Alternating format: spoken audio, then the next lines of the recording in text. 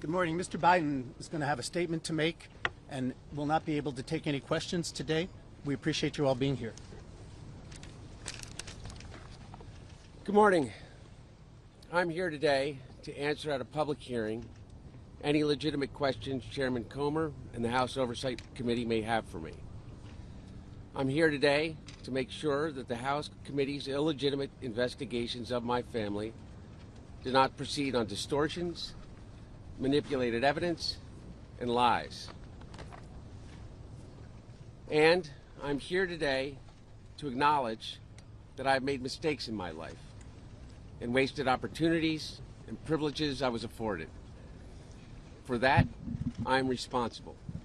For that, I'm accountable. And for that, I'm making amends.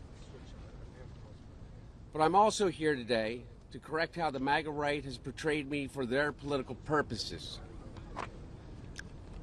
I am first and foremost a son, a father, a brother, and a husband from a loving and supportive family. I'm proud to have earned degrees from Georgetown University and Yale Law School. I'm proud of my legal career and business career. I'm proud of my time serving on a dozen different boards of directors. And I'm proud of my efforts to forge global business relationships. For 6 years, MAGA Republicans, including members of the House committees who are in a closed-door session right now, have impugned my character, invaded my privacy, attacked my wife, my children, my family, and my friends. They have ridiculed my struggle with addiction, they have belittled my recovery, and they have tried to dehumanize me, all to embarrass and damage my father, who has devoted his entire public life to service. For 6 years, I have been the target of the unrelenting Trump attack machine, shouting, "Where's Hunter?" Well, here's my answer. I am here. Let me state as clearly as I can. My father was not financially involved in my business, not as a practicing lawyer, not as a board member of Burisma, not in my partnership with a Chinese private businessman, not in my investments at home nor abroad, and certainly not as an artist. During my battle with addiction, my parents were there for me. They literally saved my life. They helped me in ways that I will never be able to repay. And of course, they would never expect me to.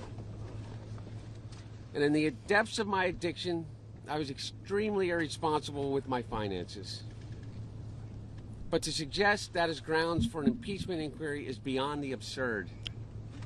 It's shameless. There is no evidence to support the allegations that my father was financially involved in my business because it did not happen. James Comer, Jim Jordan, Jason Smith, and their colleagues have distorted the facts by cherry-picking lines from a bank statement, manipulating texts I sent, editing the testimony of my friends and former business partners, and misstating personal information that was stolen from me. There is no fairness or decency in what these Republicans are doing. They have lied over and over about every aspect of my personal and professional life. So much so that their lies have become the false facts believed by too many people. No matter how many times it is debunked, they continue to insist that my father's support of Ukraine against Russia is the result of a non-existent bribe. They displayed naked photos of me during an oversight hearing. And they have taken the light of my dad's love, for me, and presented it as darkness. They have no shame. These same committee chairmen have engaged in unprecedented political interference in what would have already been a 5-year investigation of me. Yet, here I am, Mr. Chairman, taking up your offer when you said we can bring these people in for depositions or committee hearings, whichever they choose. Well, I've chosen.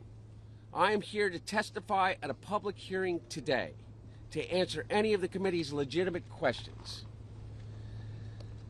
Republicans do not want an open process where Americans can see their tactics, expose their baseless inquiry, or hear what I have to say. What are they afraid of? I'm here. I'm ready. Hunter, are you willing to go across the street? Why don't you? Why not testify now? Why did you get